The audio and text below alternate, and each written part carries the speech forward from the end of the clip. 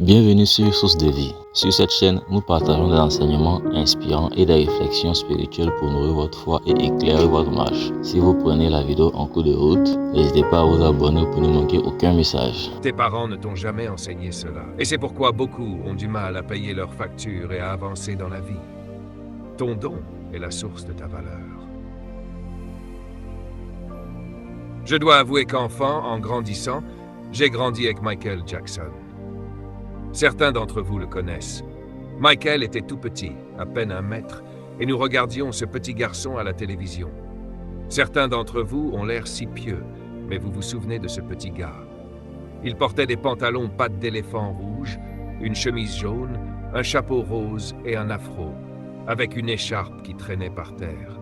Ce petit garçon prenait ce micro et captivait des millions de personnes. Il n'a jamais appris cela, il était né avec.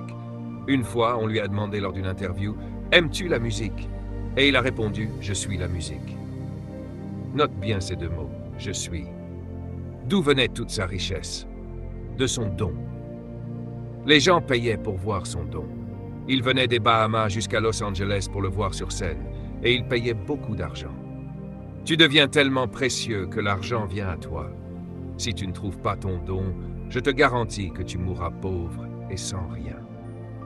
Cette session est probablement l'une des plus importantes de ta vie, car beaucoup sont encore bloqués à chercher un emploi. Le bon côté des dons, c'est que tu n'as pas besoin de les chercher. Je crois que la plus grande malédiction qui ait jamais frappé l'humanité, c'est ce qu'on appelle l'emploi. Pardonne-moi, mais c'est ce que je crois. L'emploi détruit ton don. Il t'empêche même d'y penser. Si tu observes, toutes nos cultures sont bâties sur l'emploi. À l'école primaire, le professeur ne te demande jamais quel est ton don. Au lycée, on ne te demande pas ton don, on te demande dans quelle carrière tu veux aller. Ta carrière n'est pas ton don. Tu choisis souvent une carrière pour la prospérité et te voilà bien éduqué, formé, mais stressé à essayer de payer tes factures. Ton don est ta source de valeur. Note ceci, le but détermine ton don. Voilà une phrase très importante. Le but détermine ton don. En fait, il y a quelque chose de plus important que ton don. C'est ton but. Mais ton but produit le don. Si tu trouves le but d'une chose, tu découvriras aussi son don. Si tu ne connais pas encore ton but, je te garantis que tu ne connais pas ton don. Un peu plus profondément, le pouvoir de ton don est immense.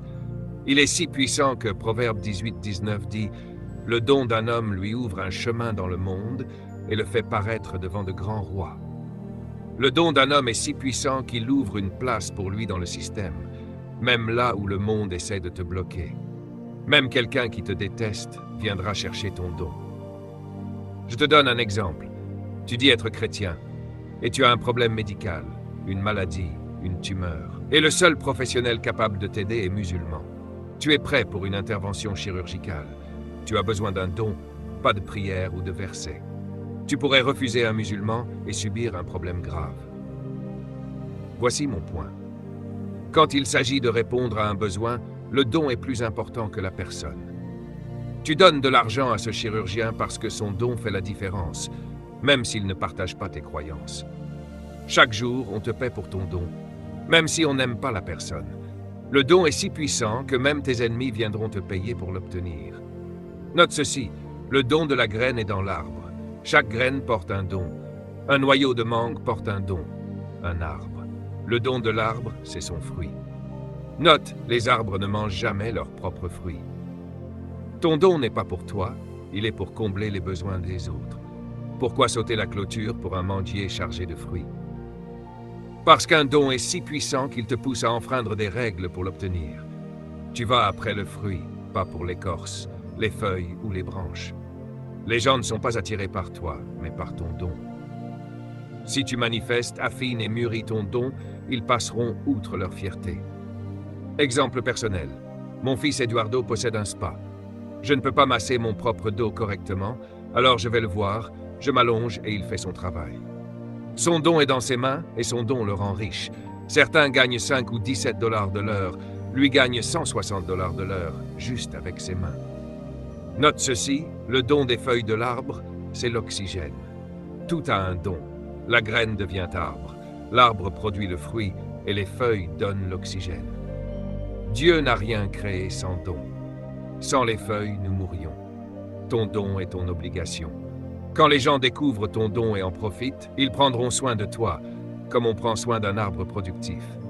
Ils te fertiliseront, t'arroseront, te tailleront pour que tu continues à produire. Si tu donnes ton don et que tu le fais efficacement pour ta génération, ils financeront ton maintien. Imagine, des gens obligés de te garder en vie parce que tu donnes la vie. Note ceci, c'est très important. Le don de l'oiseau, c'est de voler. Remarquez que les garçons n'envoient pas les oiseaux à l'école de vol, n'est-ce pas? Pourquoi? Parce que le don est inhérent. L'oiseau naît avec le vol. Le don du poisson, c'est la capacité de nager. Nager est inhérente aux poissons. Les poissons ne prennent jamais de cours de natation. Va voir l'océan. Tu ne verras jamais une salle de classe de poissons. Ils nagent en banc, mais ils ne vont pas à l'école pour nager. Applaudissez. Quel que soit ton don, tu es né avec. Peut-être que cette session est là dans ta vie pour te rappeler cela au milieu de l'année, parce que tu es à bout, frustré, tu as l'impression de ne pas avancer, peut-être fatigué de la vie. Certains d'entre vous peuvent même penser au divorce, à se débarrasser de la vie ou au suicide. Et Dieu te dit, attends, tu es chargé. Ne nous prive pas de ce que tu es. Le don du soleil. Le soleil a un don. Il émet des rayons ultraviolets violents. Sans soleil, nous serions tous morts. Le soleil fournit ses rayons aux feuilles des arbres. Les arbres produisent de la chlorophylle qui donne l'oxygène et nous maintient en vie. Pas de soleil, pas d'humain. Le soleil est un don, et il a un don. Parlons maintenant de Jésus. Jésus-Christ est venu sur terre avec un don. Il a dit, le Fils de l'homme n'est pas venu pour être servi. C'est une phrase importante. Il n'est pas venu pour que nous le servions, mais pour se servir lui-même comme rançon pour l'humanité. Il est venu pour donner le salut et la rédemption à l'humanité. Ton don, c'est qui tu es. Jésus est venu pour livrer son don, le don du salut pour ceux qui croient. Si tu ne manges pas du fruit de l'arbre de Jésus-Christ, tu ne recevras pas les nutriments de la vie éternelle. Son fruit est le seul qui apporte la vie éternelle. Peu importe si tu suis Bouddha et mémorises ses enseignements, si tu suis Krishna, Muhammad ou d'autres maîtres spirituels. Seul Jésus-Christ a les nutriments pour la vie éternelle. Il a dit, « Venez à moi et je vous donnerai la vie éternelle. » Tu peux manger d'autres fruits, mais si tu veux vivre pour toujours, c'est lui qu'il faut suivre. La Genèse 1 dit que Dieu a créé la terre pour produire de l'herbe et des plantes qui donnent des graines selon leur espèce. Chaque arbre qui donne des fruits porte en lui la graine de lui-même. Principe très important. La graine de chaque chose est en elle-même. Quand Dieu t'a créé, il t'a emballé avec tout ce que tu étais supposé devenir à l'intérieur de toi. C'est ton don. 1 Corinthiens 9 dit, « Celui qui fournit la semence. » Dieu ne te donne jamais seulement un arbre, il te donne quelque chose avec quelque chose dedans. Ton enfant que tu mets au monde porte un don en lui. Je parle ici de ma propre expérience. Mon père ne pouvait pas imaginer qu'un de ses enfants contiendrait 62 livres, qu'il serait vu à la télévision par 1,2 milliard de personnes venant d'une maison en bois. Dieu fournit la graine, et cette graine contient un don. Quand ma femme m'a épousé, je n'avais pas d'argent, mais elle a eu une révélation. Elle a vu ce que j'étais capable de devenir. Elle a su que j'avais un don et a décidé de me choisir avant quelqu'un d'autre. Tu es un don pour le monde. Ne laisse personne te sous-estimer. Les gens ne savent pas à quel point tu es précieux. C'est pourquoi je respecte et honore chaque personne, au cas où elle deviendrait milliardaire un jour. Même ton conjoint peut ne pas savoir quel don tu portes. Quand ce don se manifeste, il transformera tout autour de toi. Même ta carrière actuelle peut ne pas être ton vrai don. Dieu peut t'envoyer ce message pour te dire qu'il est temps de transformer ta carrière en ta vraie vocation.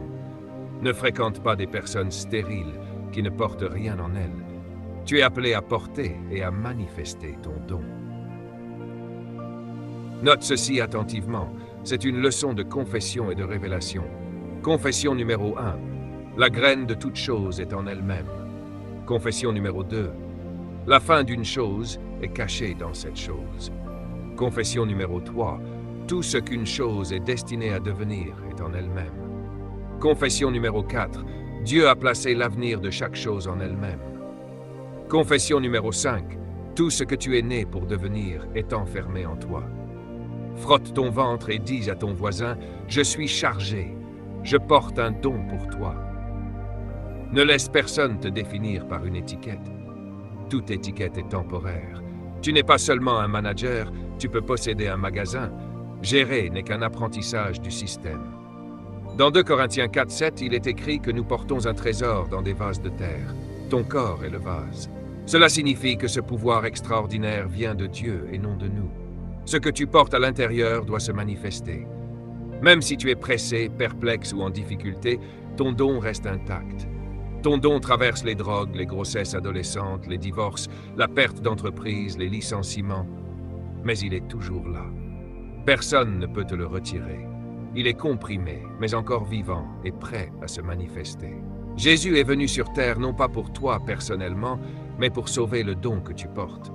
Tu es l'œuvre de Dieu, créée en Jésus-Christ pour accomplir les bonnes œuvres préparées avant la fondation du monde. Par conséquent, tu ne mourras pas avant que ton don ne se manifeste. Maintenant, comment trouver ton don? 1. Le succès est l'accomplissement de ton but, mais ton but est déterminé par ton don. Le don remplit le but. Par exemple, un oiseau est fait pour voler, mais il ne réalise son but que lorsqu'il vole. Un poisson est fait pour nager, mais son but est atteint seulement lorsqu'il nage. 2. Ton don n'est jamais pour toi. Il se réalise en servant les autres. Une mangue sur un arbre ne sert pas à l'arbre, elle nourrit les autres. De même, ton don est fait pour apporter quelque chose à ton entourage, à ta génération. 3. Le désir révèle ton don. Dans Psaume 37:4, Dieu dit « Fais de l'Éternel tes délices, et il te donnera ce que ton cœur désire. » Tes désirs profonds, ceux pour lesquels tu es prêt à tout sacrifier, sont les indications de ton don. Ce que tu désires le plus depuis toujours, Dieu l'a mis en toi. Dieu travaille à tes côtés pour s'assurer que tu réalises ton potentiel. Il veille à ce que tu puisses voler, c'est-à-dire accomplir ton but. Et il chassera quiconque tente de t'empêcher de manifester ce que tu es né pour être. Dis à ton voisin, ne touche pas à mon but. Ton chemin, tes désirs et ton don sont protégés. Ils sont là pour se manifester, et rien ni personne ne peut les arrêter. Dieu protège ton but et ton don. Si quelqu'un tente de t'empêcher de manifester ton don, Dieu le réprimande pour toi. Comme il est écrit dans Psaume 138:8, « L'Éternel accomplira son dessein pour moi. Ton amour au Seigneur dure à toujours. N'abandonne pas l'œuvre que tu as faite. » Cette semaine, Dieu est obligé de te soutenir pour que tu réussisses. Pour accomplir ton don, tu dois rester attaché à ta source, comme le poisson a besoin d'eau, la graine a besoin de terre, les plantes ont besoin de sol, les oiseaux ont besoin d'air. Toi aussi, tu as besoin de Dieu. Si tu ne le connais pas personnellement, c'est le moment de te donner à Jésus afin de pouvoir manifester ton potentiel sur terre. 10 clés pour libérer ton don et ton but. 1. Connaître ton destin. Comprends pourquoi tu es né et ce que tu es destiné à accomplir. 2. Avoir une vision de ton don. Vois le produit fini, comme voir la mangue dans la graine. 3. Croire en ta capacité. Tu as le potentiel de réaliser ton don. 4. Vivre selon les principes qui protègent ton don. Applique les lois et principes qui soutiennent ton don. 5.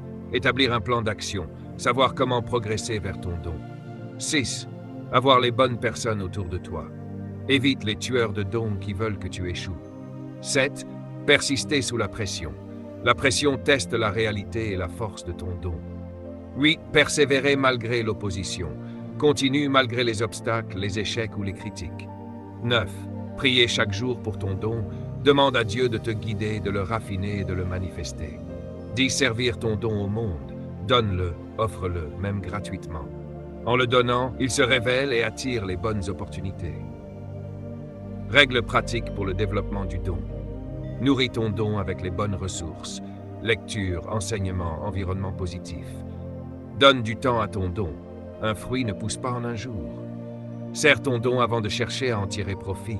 L'expérience et l'exposition précèdent la rémunération. Sécurise la prochaine génération. Forme et mentore les autres pour qu'ils surpassent ce que tu accomplis.